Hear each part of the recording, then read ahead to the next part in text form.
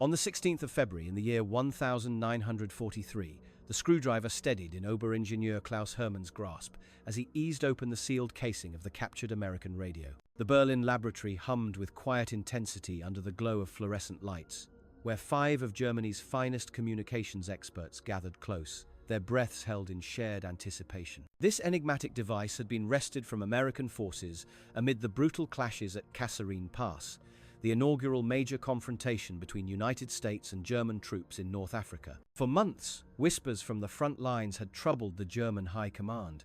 Tales of Allied maneuvers that unfolded with uncanny speed, airstrikes honed to razor precision, and artillery barrages that answered calls almost instantly. A shift had occurred in enemy radio capabilities, and now, laid bare on the workbench, lay the key to unraveling it. Klaus lifted the panel with care, exposing an intricate web of wires, gleaming coils, and innovative circuits that defied their expectations. "This is no ordinary set," he whispered, his voice laced with awe. His colleagues, seasoned architects of Germany's advanced signaling systems, nodded in silent agreement. They recognized the hallmarks of breakthrough engineering, the sleek integration of components hinting at a leap beyond anything in their arsenal. Outside, a light snow dusted the wartime streets of Berlin.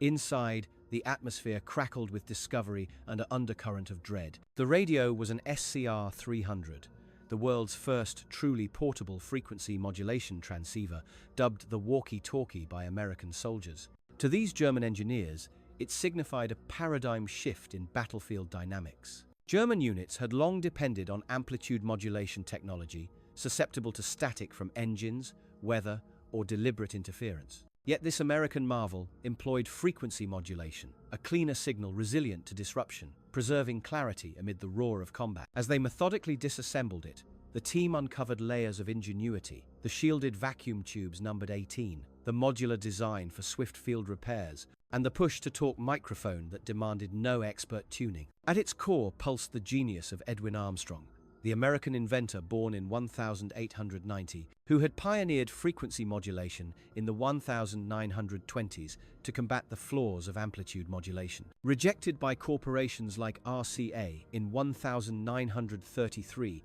for threatening their established interests, Armstrong funded his own experimental station in 1939 at a cost exceeding $300,000, proving frequency modulation's superior noise resistance up to 40 times better in some tests. This foundation, adapted by Motorola and the United States Signal Corps from 1940 onward, birthed the SCR 300, rugged enough for snow, mud, or blistering heat, powered by lightweight batteries yielding 8 to 10 hours of operation. Dr. Otto Werner, the senior engineer, scrutinized the antenna assembly.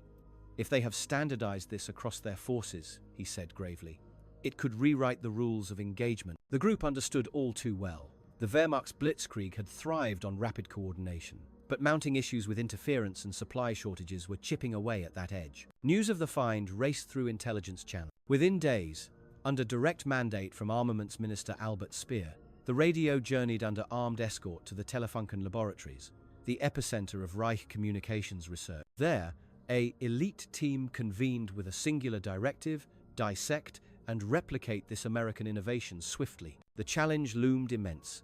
The Allies had mastered a harmony of portability and dependability that eluded German efforts. Over 50,000 SCR 300 units rolled off American assembly lines, equipping infantry with ranges up to 5 miles in varied terrain, forging decentralized networks where squads relayed intel in seconds, not minutes. Klaus and his peers labored relentlessly, charting every solder and resistor under the shadow of Allied air raids that ravaged electronics factories, rendering copper and high-grade vacuum tubes scarce. By mid-1943, they unveiled an enhanced version of their existing Feldfoo-B transceiver, incorporating frequency modulation insights. Yet it remained bulky, prone to failure, and demanding constant manual calibration in the field, a far cry from the intuitive American model. As the war escalated, the SCR 300's impact became starkly evident. In the Normandy landings of June 1944, it enabled American paratroopers to synchronize with armor and artillery in real time,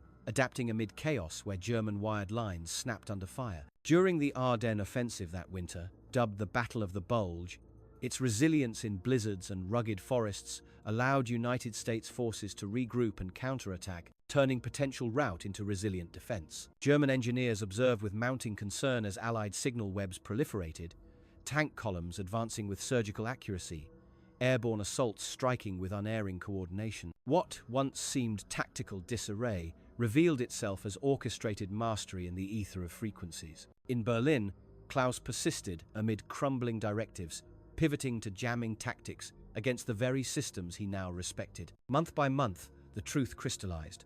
Modern warfare hinged not solely on steel and strategy, but on the swift flow of information, a war of minds where circuits and signals dictated dominance. By war's end in 1945, Telefunken lay in rubble, its innovations scattered or seized. Klaus, captured by advancing Soviet forces, found his expertise a lifeline, recruited into post-war programs mirroring those across the Atlantic, where Americans dissected German prototypes in turn. This cross-pollination fueled a technological renaissance. Frequency modulation, once a military secret, became the post-war broadcasting standard, its clarity transforming civilian radio. The vacuum tubes of the SCR-300 paved the way for the transistor's invention at Bell Labs in 1947, miniaturizing devices and birthing the wireless era. Even in prisoner of war camps like Stalag Luft III, Allied captives improvised clandestine radios from scavenged parts, tuning into BBC broadcasts for morale and escape plans. For Klaus, that fateful February morning in 1943 endured as a turning point, the unveiling of a humble field tool that heralded an age where connectivity conquered division. Amid the ruins of conflict, human innovation forged enduring bonds, illuminating paths from wartime shadows to a globally linked future.